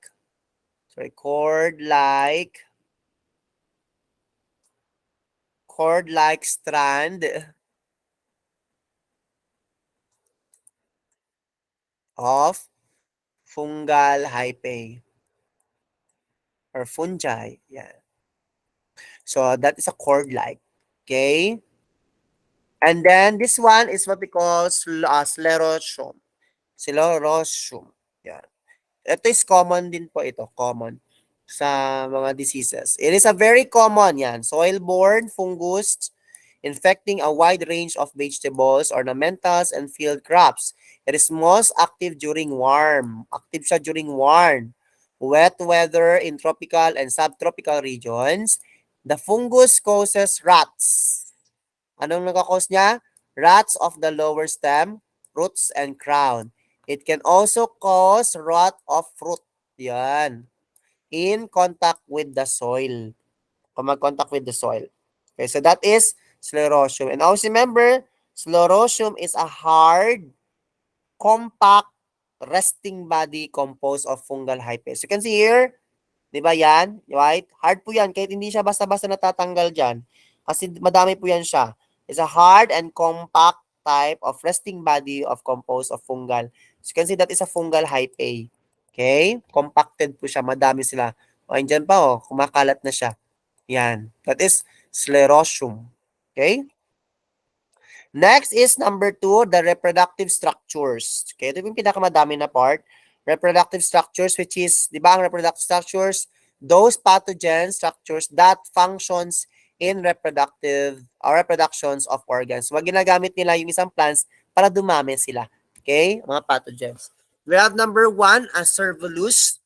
Okay? Acervulus is a small asexual fruiting body. Okay? Asexual fruiting body that erupts through the epidermis of host plants.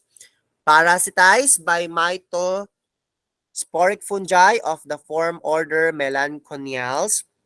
It has form of a small cushions at the bottom of which short crowded conidiospores are formed. So ano sa?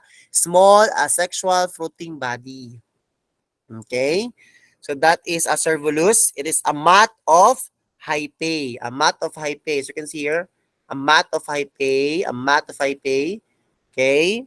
It is a mat of hyphae generally associated with a host.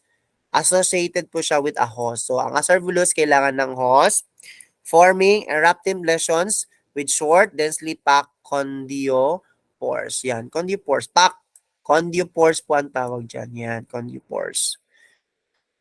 Next, we have apophysium. Yan, it is a small fungus. Maliit na fungus that occurs on plant debris.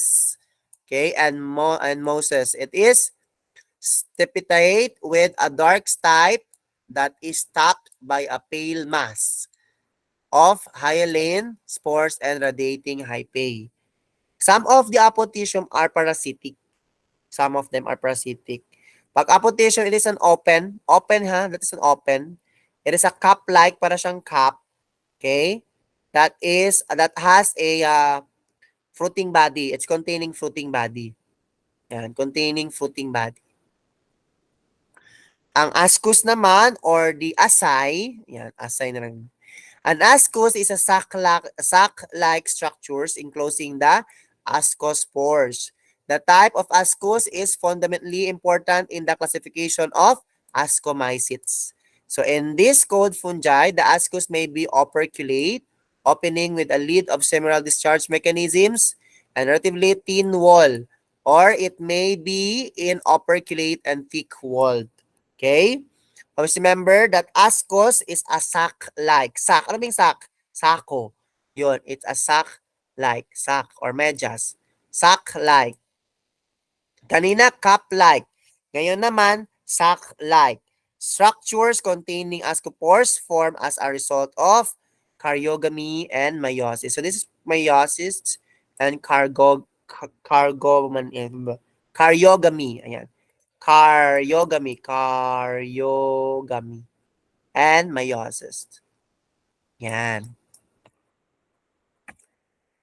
Next, we have basidium. Okay, basidium is a fungi. Yan. The Basidiomycota bear their sexual spores externally sa labas on usually club shape. Okay, structures called basidium. Kanina, cup shape. Tapos, ang sunod, cup-like. Tapos kanina, sack-like. Ngayon naman, club shape. Anong shape niya? Club shape structure ang basidium. Okay? Basidium is characterized club shape structure on which basidiospores are produced as a result of karyogamy and meiosis. Okay? Next is we have, ayan, this one is Cleistotecium. Closed, and usually spherical, ascus containing structure of powdery mildew fungi, also known as Chasmodium, asexual fruiting structure, which is it contains, this is the Cleistotecium that contains fruiting body. Yang niluluwa niya po, that is a fruiting body. Okay? It is a closed po. A closed ascum containing fruiting body. Close. Sarado. Yun. And then we have conidiospore, which is common also. Conidiospores are reproductive structures that enable filamentous fungi. No, kung walang conidiospores, hindi po magkakaroon ng filamentous fungi or mycelium. Dapat merong conidiospores para magkaroon ng para mag-enable yung filamentous fungi or mycelium to produce and disseminate large numbers of asexual spores. Yun. Pag wala pong conidiospore or conidia, hindi po dadami yan. Okay? Hindi siya dadami. So, yun. Parang host na din yung conidiospore pag ganon. Okay? Conidiospores specialized hyphal branch on which conidia are produced. Yan. Conidia are produced. So, this is an hyphal form. As you can see, yung mga white. That's an hyphal form. Okay? Yung mga bilog-bilog dyan, that is conidia. Okay? Next is what we call the conch. Okay? This is a conch. Okay? A term to describe the large fruiting bodies. This is a sporopores of wood-rotting fungi. Hindi po ito mushroom ha. Hindi siya mushroom. And then that form on tree trunks, sa branches, or stems. Karamihan sabi nila kung saan ka umiihi, doon din daw yan siya tumutubo. Kasi nga, ang conch is a fungi and it is an acid-loving. Okay? Saan siya tumutubo? Sa mga woody shelf-like structure. Okay? Kaya magmumukha din siyang parang woody-like structure. Sa mga trees, maraming ganyan. And then we have mildew. Okay, powdery mildew. There are many types of mildew. We have, hindi pala. Sa molting pala yun, sorry. We have powdery mildews are easily recognized by the white. Yan, white powdery growth of the fungus. Yun lang. And then, powdery appearance results from the superficial growth of the fungus as thread-like strands, type A, and over the plant surface of production of change of spores, conidia. Yan. Without conidia, walang mildew. Okay, so this is a mildew, a powdery mildew that recognized by the white powdery growth that is a fungus or a fungi. Okay?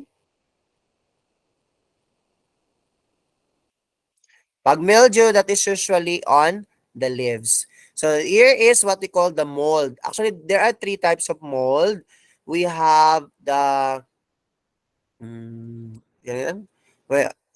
have woolly or furry surface growth of mycelium. That is a mold. Ano nga yung three types? Nakalimutan ko na tuloy. Mold. Okay? So these are, okay, so we have gray mold. Okay? Example ng gray mold dito. So this one is a gray mold. This is a gray mold. Okay? A gray mold is a fungal disease that blight flowers. As you can see, blight flowers, leaves, and stems of many different flowering plants. So, yung gray mold is common in wet or very humid conditions. Common siya sa wet and humid conditions. Yan. And this one, as you can see here, this is what we call a sooty mold. S-O-O-T the Y. So if I'm not mistaken, this is a sooty mold. Okay? Spreading, nag-spread yung mycelium. Spreading of mycelium. Yan. Search natin. That is sooty mold. Sooty. Tama. It's a sooty mold. Yan. That's a sooty mold. A black sooty mold. Yan. Type of plant mold. It is a type of mold that grows in the honeydew or secretion of many common plant pests such as aphids or scales. Yan. Secretion po pala yan ng common pests such as aphids and scales. Yan. Pag madami-madami, meron na yan siya mga aphids and scales. Yan. Yung sooty mold. And this one is what we call the white mold. Yan. Ang white mold. Pwede din magkaroon din po ng aphids dyan. Pag masyadong madami, pag tumatagal, no, yan po ang dahilan nagkakaroon ng aphids because of the white mold. And this one is the toadstool. Hindi naman siya talaga common sa plant diseases. Pero, alam ko nakikita nyo na to sa personal, tsaka sa mga cartoon movies, sa mga anime, ganun. So, this is a toadstool, like an umbrella, mushroom umbrella, is often used to refer to fungi with a stem and a cap. Yan. Stem and a cap. Or to fungi that are poisonous. Okay, this is a poisonous ha. While mushroom is more often used to define fungi that are edible. So, ang tawag po dito ay hindi mushroom. Okay, ang tawag dyan ay toadstool kasi nga, it is a fungi na poisonous. A fungi that is a poisonous, ang tawag is toadstool. Ang tawag sa fungi na hindi, sa fungi na edible na nakakain ay mushroom ang tawag. Baka lumabas sa exam ha. Baka sabihin doon, tanungin doon, fungi that are some of the fungi are poisonous known as. Tapos ang choices toadstool, mushroom, tapos hindi nyo alam ano ang toadstool. So ang sagot doon ay toadstool kasi nga kahit anong sabihin pa niya some of the fungi are poisonous, still toadstool pa rin yon kasi ang mushroom is edible, nakakain. Mushroom is nakakain. Pero pag poisonous, toadstool na po yun. Actually, ngayon ko lang din to nalaman. Kasi lagi kong sinasabi na sa klase ko, there are some mushroom na poisonous. Mali pala yun. So, dapat ang sinabi ko, there are some fungi that are poisonous. Ang tawag ay toadstool. Ang fungi na nakakain, yun ay mushroom. Nagets ninyo? Oo. I admit talaga na mali ako dun sa part na yun. Nagets ninyo? Did you get it? Oh, magkaiba pala yun. Yun, nalaman ko na. After how many years of studying. Yun. Yun ang pinagkaiba nila. And then we have Perithecium. Yan. Perithecium is of the fungal plant pathogen glomerulus stain embedded in host plant tissues. Spores are visible inside this flask-shaped structure. We have Perithecia, orange-colored siya. Orange-colored. Yan lang tingnan ninyo. Perithecium is an orange color. It's an orange color.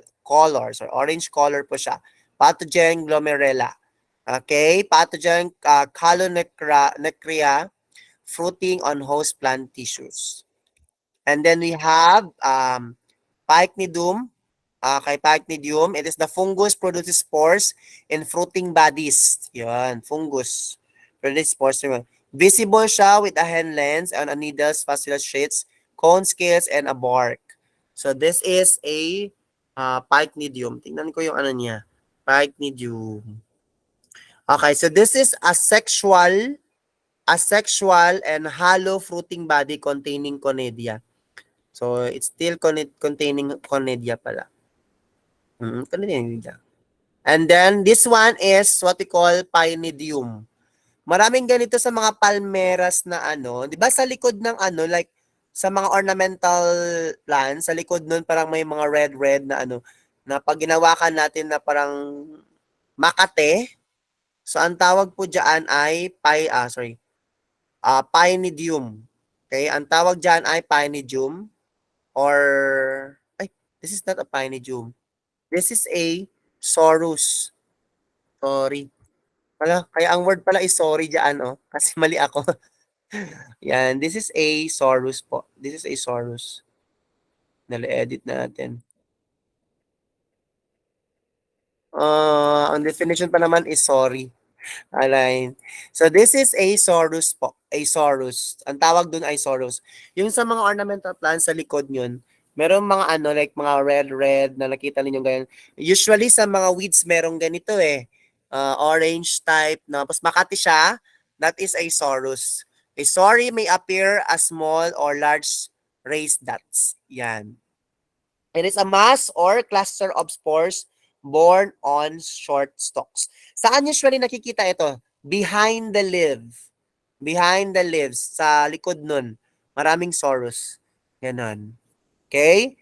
And then we have sporangium. Yan. Ito lumalabas ito sa exams. Sporangium. Sporangium. Yan. It is an enlarged tip of specialized hyphal branch in which sporangiospores are born. Large tip po is a structure in a certain plants and other organism that is charged with making storing spores. Yan. Yung kanyang dulo, nagla-largest yan. Kasi nagsustored siya ng spores. Yan. Spores are haploid structures created and organisms that help to germinate and form new organisms. So, pag may nakita kayo sa board exam niyan, sporangium, alalahanin nyo, pag sporangium nagkakaroon ng enlargement sa tip. Yan, enlargement sa tip niya. Nagkakaroon ng enlargement sa tip. Tapos, pag nagkaroon ng enlargement sa tip, ibig sabihin nagkakaroon ng storing of spores. Yun, pag makita nyo sa choices, yan. And we have sporodocium. Yan, sporodocium is a small, compact stroma. Okay? Small, compact stroma. Stroma is a mass of hyphae. It is usually formed on host plants parasitized by mytosporic fungi. Yan, sorry. Ayan. This stroma bears the conidiospores on which the asexual spores or conedia are formed. So this is Sporodocium. Yan. It is a fusion shape. Fusion shape. Fusion shape. As you can see, it is a fusion shape. Kasi pag hinawakan niyo po yan siya malambot na parang cotton, yun po, malambot na parang cotton yan siya. It's a fusion shape stroma covered with coniospores. Yan. And then this one is what we call stroma. Okay? A stroma is a compact mass of fungal hyphae on or within which fruiting structures are formed. So this is stroma. Okay? Stroma is a fluid filling up the inner space of chloroplasts, which encircle the grana and the thylakoids. Feeling here, stroma. Yan. Feeling ko parang mali naman itong definition na nalagay ko. Okay. Just disregard this one. Kasi stroma is part of the, part siya ng chloroplast for the creation of, chlorophyll. Yan. Part po yan siya, stromal thylakoid. And this one, okay, so let's proceed to the disease products. So there are two types in the disease products. Kasi yung disease products, affected niya is gases and exudation. Okay, products that resulting from disease. Okay? So we have odor. Odor is mabaho. Yun. Characteristic smell associated with some host pathogen interactions. So there are plants na mababaho. Baho. Yun. Disease, no? The characteristics is smell associated with some host pathogen interactions. Yung mga parasitic type like Rafflesia, mabaho. Yun. Odor. And then we have OOs. Yan. OOs. It is the bacterial OOs. Okay, or exudate seen coming out of water-soaked lesions. Yan. The OOs forms in the readily seen droplets. Yan. These droplets are sign of pathogen. So yung bawat droplets na yan pala is sign of pathogen, being composed mostly of bacterial cells. Okay? Always remember, pag OOs, it is viscid mass made up of plant juices and often pathogen cells. Made up of plant, plant juices. Made up po siya ng plant juices and pathogen cells or bacterial cells. Pathogen cells or bacterial cells. Yan. So that is OOs. Okay? So, okay. So that will be our discussion for tonight. So yun po ang mga important terminologies na kailangan alamin kasi lagi po yung lumalabas sa board exam. Okay? Yung mga tawag doon, yung mga terminologies na yon. So did you take down notes? Nag-take down notes po ba kayo? Hopefully, nag-take down notes kayo. Very good. Kasi nag-take down notes kayo. Tapos, ano nyo na lang, ulit-ulitin nyo na lang, i-highlight nyo na lang mga important terms, ha? Yun, pinaka-importante po talaga yun kasi lumalabas sa exam. At least, yan, may mga ilang points na din kayo. Pag yun ay lumabas, agoy. Yun. Agoy. Ewan ko lang kung gising pa ba si Sir Brian. Agoy. Yan. Gising ko, sir. Gising pa. Ay, gising pa pala si tatay. Ayan. So maraming salamat everyone. And then tomorrow, let's proceed to soil science. Okay? So, ang babigay ko sa inyo is crop science, tsaka ag extension, economics, no?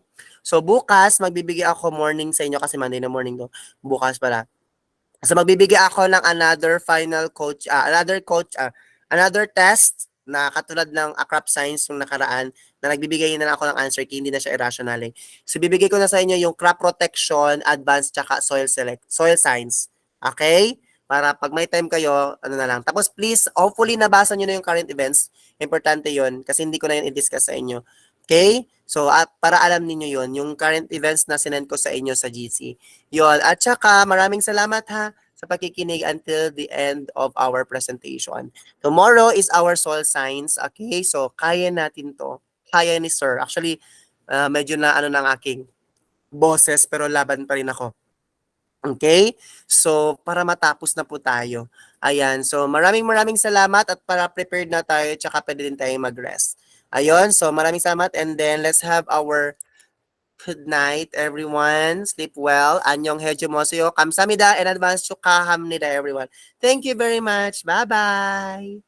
This will be uploaded on YouTube. And by the way, we are 1K subscribers na po. Thank you very much, everyone, for helping me. And then, yon sa mga videos po. Please do not skip the ads. Please, wag mo kayo mag-skip ng ads kasi nakakatulong po yon for our project next year. Kaya may project tayo next year. So, nakakatulong po yun. So, that would be a good investment also. So, yun. Wag na natin skip yung ad kung pwede lang. Sana nga po, wag lang. Tsaka wag po tayo mag-forward ng video kasi pangit po yun. Hindi po sila nakaka-counted yun eh. So, maraming salamat everyone and good night. Bye-bye.